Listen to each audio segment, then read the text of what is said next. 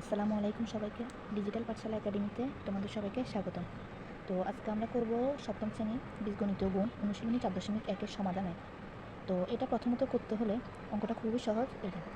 এখানে প্রথম প্রশ্নটা দেওয়া থাকবে এভাবে, তোমাকে 3ab ইন্টু 4a³ এভাবে তুলতে হবে। তুমি চাইলে এর মাঝখানে ইন্টু দিতে পারো অথবা ডট চিহ্ন দেওয়া যায়। ডট চিহ্ন মানেও গুণ। তো এখানে প্রথমে এই 3-এর সাথে 4টা গুণ করতে হবে। তো 3 4 12। এখানে একটা এর উপরে কিছু না মানে এটাকে 1 ধরতে হবে, এর উপরে কিছু না মানে 1। এটার সাথে তুমি যখন আরেকটা a³ আছে, তাহলে টোটাল তোমার এখানে একটা এখানে 3টা, টোটাল হয়েছে কয়টা? 4টা। তাহলে হবে কত? a4। এখানে b1 আছে, এখানে b একটা আছে, এদিকে আর নাই, তাহলে এখানে b একটাই বসবে। তাহলে তোমাদের সমাধান এটাই। ঠিক একইভাবে এই অঙ্কটা যদি তুমি দেখো, তাহলে প্রথমে প্রশ্নটা দেওয়ার পর আমি প্রশ্নটা তুললাম 8a² b, মাঝখানে গুণ চিহ্ন দিলাম, তো -2b²। তাহলে আমি প্রথমে এটার সাথে 2টা গুণ করতে হবে। তো যেহেতু এটার আগে এখানে প্লাস আছে, এখানে মাইনাস, তো প্লাসে মাইনাসে মাইনাস। 8 আর 2 গুণ করলে হবে 8 2 16। এখানে এ আছে a² মানে এই দুইটা আছে, এদিকে আর নাই, তাহলে আমার a² বসে যাবে। বি এখানে কয়টা আছে? একটা, আর এদিকে কয়টা আছে? দুইটা। তাহলে বি একটা আর এদিকে থাকে দুইটা, তাহলে আমার টোটাল কয়টা? এখানে দুইটা, এখানে একটা, টোটাল হয়ে যায় 3টা। এই যে b³। তাহলে আমার আনসার হচ্ছে এটাই। এখন আমি যদি 7 নম্বর অঙ্কটা সমাধান করি, তাহলে প্রথমে আমাদের কাজ হচ্ছে প্রশ্নটা এভাবে এখান থেকে দেখে দেখি তুলে ফেলা।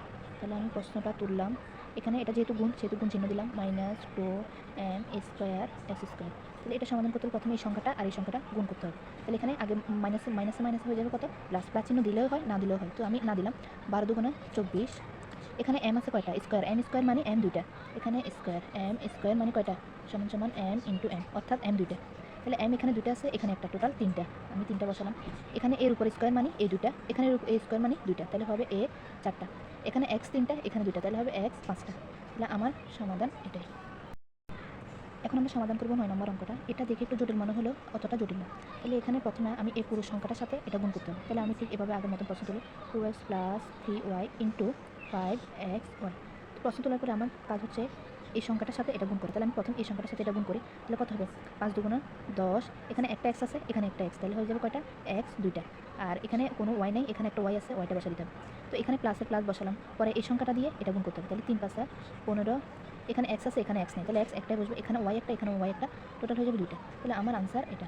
এই অঙ্কটা করার ক্ষেত্রে এখানে এই সংখ্যাটা দিয়ে এটা একবার গুণ করতে হবে, তারপর যে চিহ্নটা থাকবে এটা বসা দিবা, আর এই সংখ্যাটার সাথে এটা একবার গুণ করতে হবে। তাহলে আমার সমাধান এটাই। আজ এতটুকু পর্যন্তই। পর্ব 2 পেতে হলে আমার চ্যানেলটিকে সাবস্ক্রাইব করে রাখুন। ধন্যবাদ সবাইকে।